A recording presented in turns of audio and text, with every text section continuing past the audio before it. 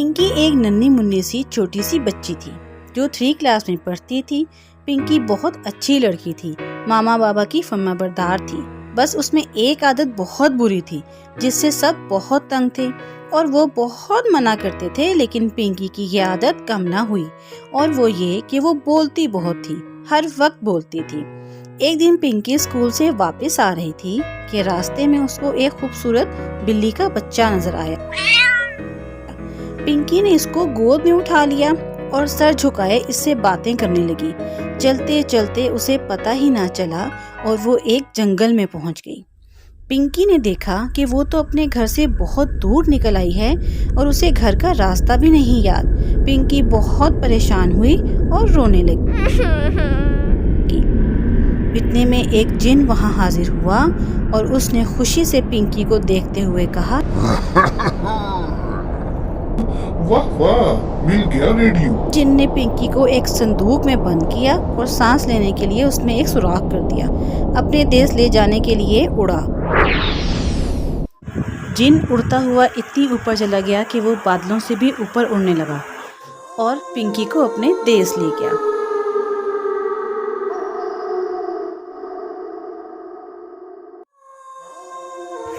जिन ने पिंकी से कहा कि मेरे आका ने मुझे रेडियो लाने का कहा था, लेकिन उन्होंने कभी रेडियो देखा ही नहीं।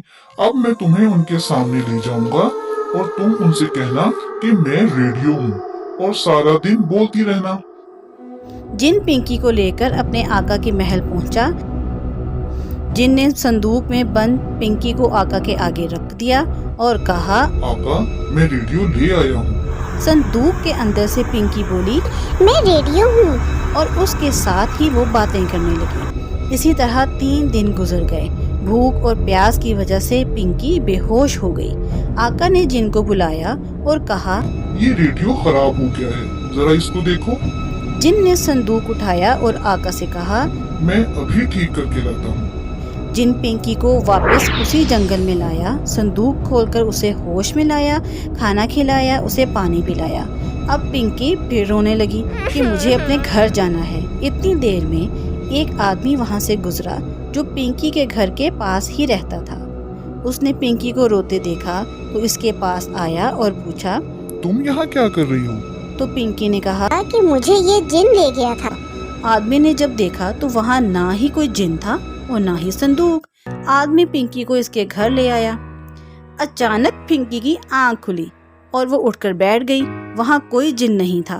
पिंकी ने ख्वाब देखा था। इसके बाद से पिंकी अब बहुत कम बोलने लगी है, सिर्फ जरूरत के वक्त बोलती है। इसके घर वाले भी पिंकी की इस तब्दीली पे हैरान और बहुत खुश भी हैं।